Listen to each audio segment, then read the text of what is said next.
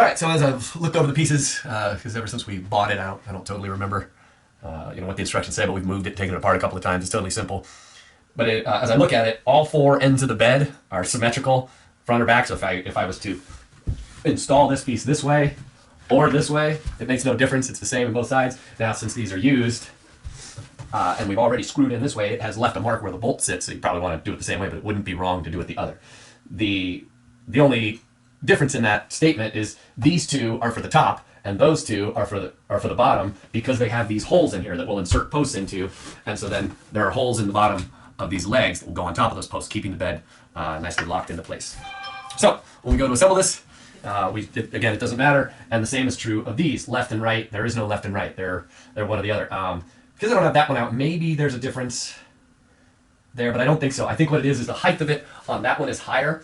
It's because it allows the trundle bed to roll underneath. Although the way I built my own trundle cart so that it would be even lower underneath with a taller mattress. So we can put a full-size twin mattress under it, because the trundle one that they were going to sell separately with that was a crummy little thin mattress.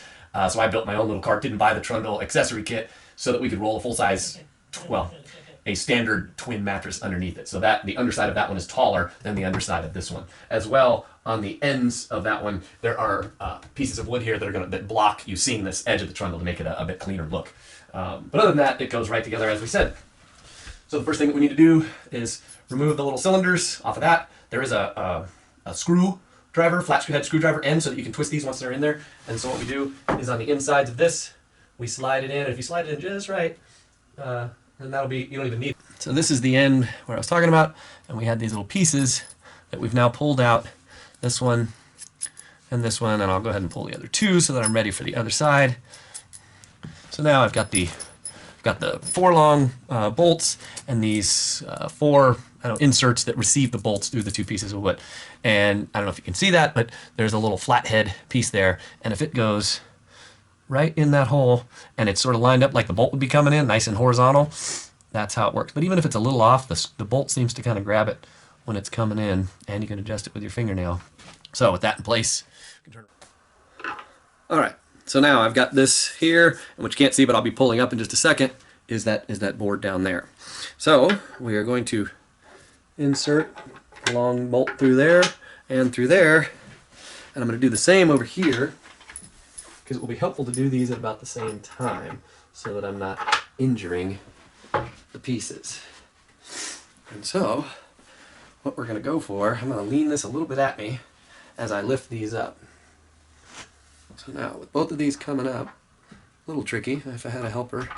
So now that one's kind of sitting on there hanging, and I'll do the same over here. Nope, I won't. I'm just going to kind of hold it up with my foot for a second, and I'm going to slide this together. Oops.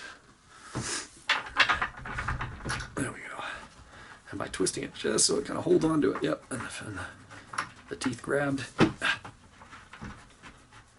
There we go. Just getting it started so it'll hold in place for me. Now I'll work on this other side over here.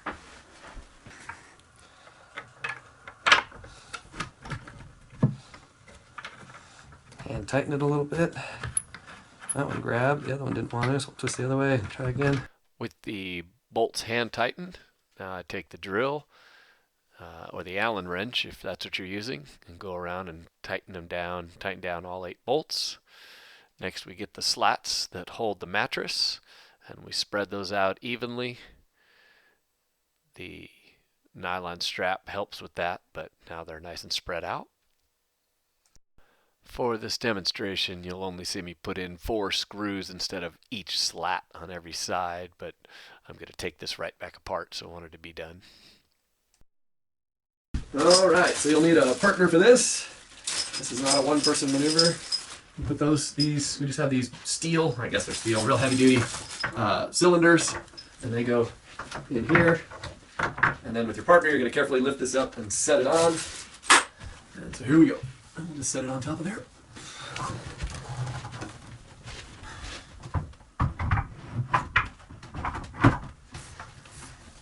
So close. You're on there? Yeah. Okay. Oh, a little wiggling. It's on. Thanks. All right.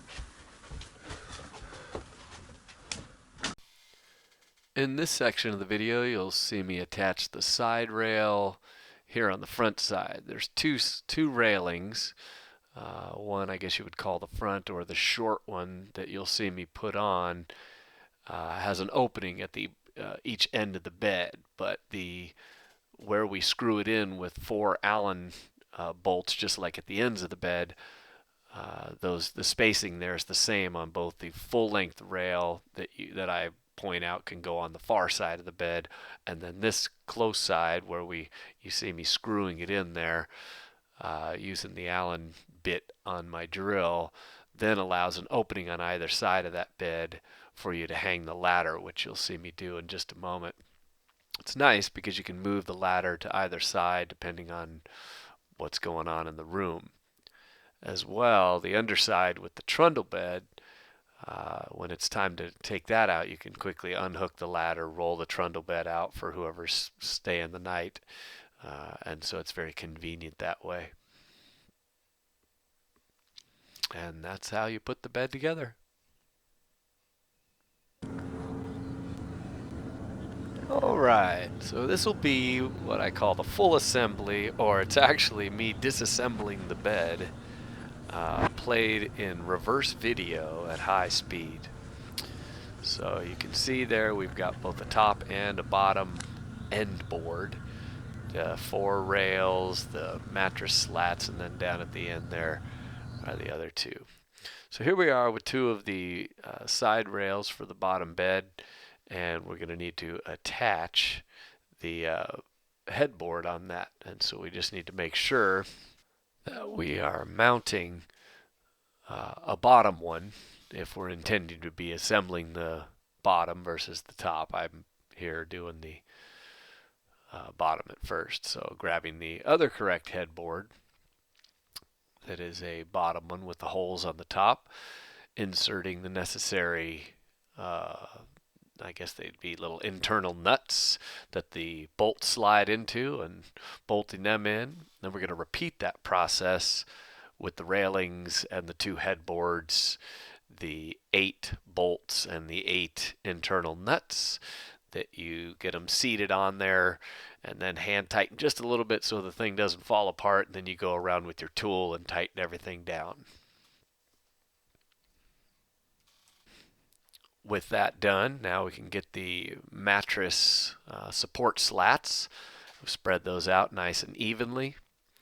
I believe there's 13 on each, so you'll need 26 screws for each, which they come with it. And I think one key would be, don't worry about hitting the exact holes where I had them before. Probably even want to drill into fresh holes. But once you get those tightened up, and it's very easy, you're not going deep or anything, then they're nice. With those in place, then you're going to need a partner and the metal rods to put in the top of the bed, and you can lift it up and set it on the 4 rods, and then it should be nice and locked in. Then you'll need to take out the mattress slats for the upper bunk, spread them out evenly just like you did on the bottom, screw in all the screws, and you'll be ready to receive mattresses. Alright, the first thing you'll see me do is put on the long sidebar that will keep you from falling out of the bed. It takes 4 Allen bolts that screw right in, and after that I begin putting in the little end pieces for each part of the bed. These pieces help hold the mattress secure in between them. Finally, I put on the short side rail with the 4 Allen bolts, and as you can see, it leaves a spot where we can hang the ladder in either of the 2 sections. The ladder will get in the way if you don't put the mattress on first, so putting that on is a good idea. And changing the sheets and adding blankets and pillows is a good idea before you have the ladder obstructing your way. Last but not least, attach the ladder and the bed is done.